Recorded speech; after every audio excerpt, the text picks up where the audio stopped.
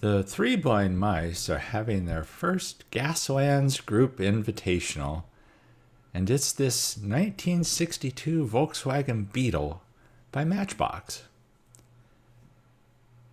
Now, a lot of people think of Gaslands builds as being dirty and muddy, and they have a Mad Max picture of what a post-apocalyptic world may be. And while we call this the Gaslands Group, they're post-apocalyptic builds. And there's a variety of possibilities for after the apocalypse, when the apocalypse comes.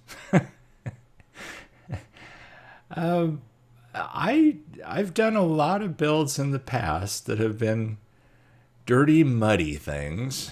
And I've mentioned how a lot of them end up looking like dirt clods. And then I've done some that were darker themes. And then I've done one that was pretty much straight out of an artist's conception in the Gaslands book. And that was an import that just had, it was a courier vehicle.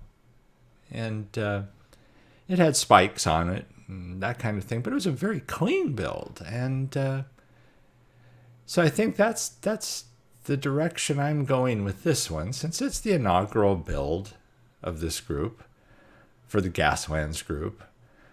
I'm going to keep it kind of clean. I picture this as kind of a scout vehicle. I want it to be light. You know, it's a Volkswagen. It's not like I did an engine swap on it or anything like that. So it has some power, but not a lot. So I didn't want to load it down with too much stuff. So I try and keep it clean, reasonably clean. I want it to be something that goes out and it looks to see what's ahead of us. And it signals back to the rest of the pack. And at the same time, it needs to have some kind of weaponry to protect itself in case something comes up. But it's more of it's not going to take on a battle, but it's not going to avoid one either. So I made some cuts to this casting. As you can see, I took off the back half of the roof, took off the fenders, the front fenders, and I end up filing down the back fenders. And yep, busted out the JB weld. You're going to see it again in this build, even later.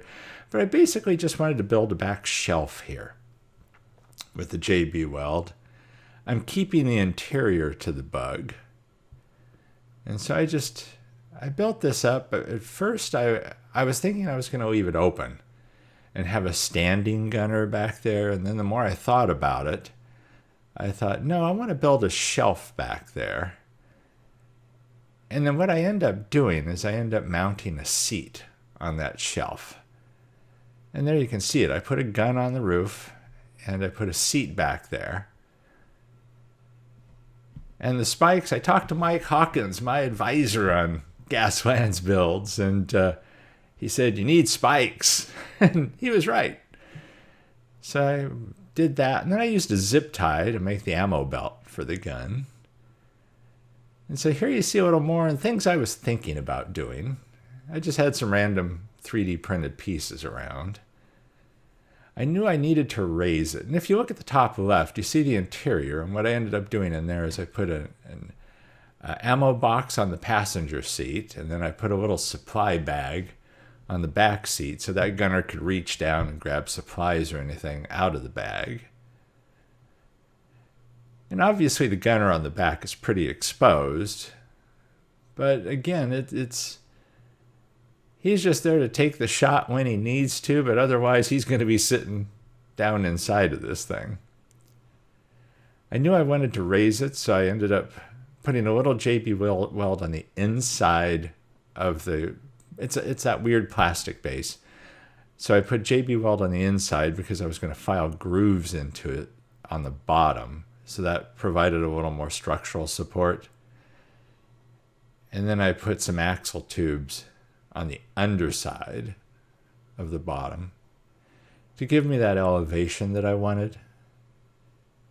And at first I just, crazy glue those down, or super glue those down, or CA glue those down, whatever you want to call it.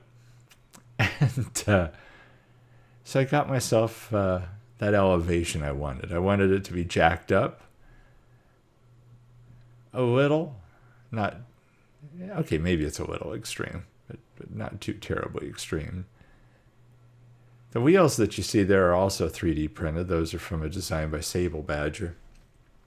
After I had printed those, Time Rider sent me a picture of some 3D printed, resin printed wheels that he had done with black resin, and they turned out beautifully. So I hopped on Amazon, ordered a little tiny bottle of black resin, and so you're going to see later that those gray wheels and tires end up being black, and the resin printed wheels, they actually look really good without painting them. There you see what I was saying about using the JB Weld over the axle tubes and to just reinforce that bottom. You'll notice I used tape on the inside of the wheel wells. I didn't want you to be able to see through there. And so off camera, after I get that tape position, that's taped to the base. I ended up going over that lightly with JB Weld to strengthen it as well. So it creates a little wall on the inside. And there you see, there it is after JB Weld dried, and I spray painted it flat black. The body, even over the wood spikes on the back, I spray painted that with metal cast base coat.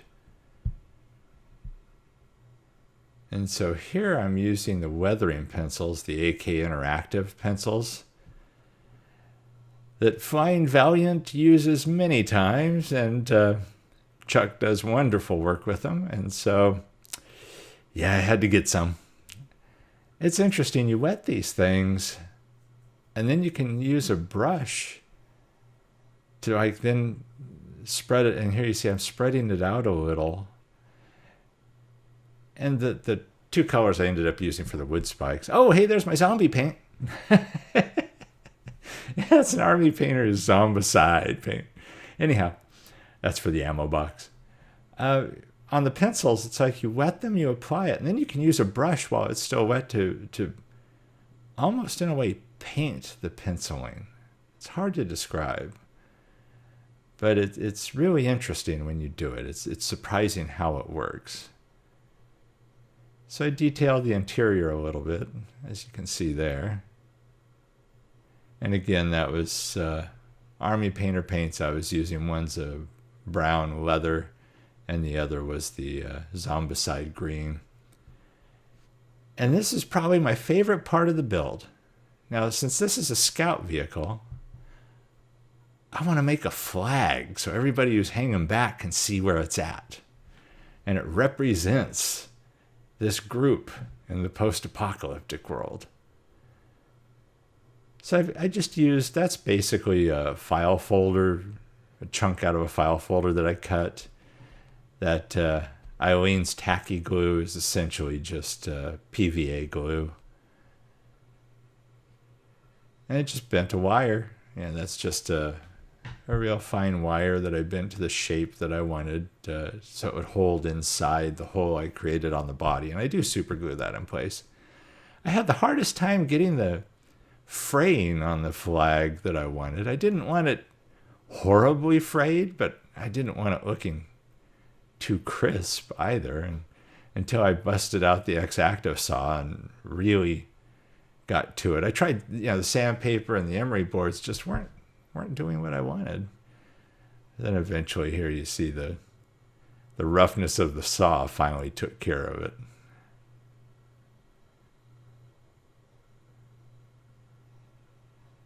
So then what I end up doing is I have an Army Painter brown wash. I think it's heavy wash, something like that. And what I didn't want this to be too brown, so I took that wash, and then you see it's thinned out. I had some water in the pellet there already. So I thinned it out and painted it on here. And that, it's kind of tough when you're painting on paper with something that's watery. you're trying to figure out how much of it is color and how much of it is just water creating the darkness that's going to disappear when it dries out. And then fortunately, since this is wet already, it really facilitates putting a decal on there. And lo and behold, I just happen to have some Three Blind Mice decals handy.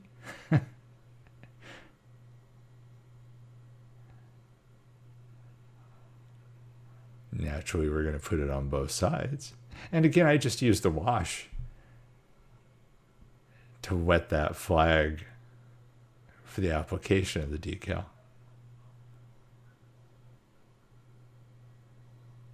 I think this is my favorite part of the build, is that darn little flag.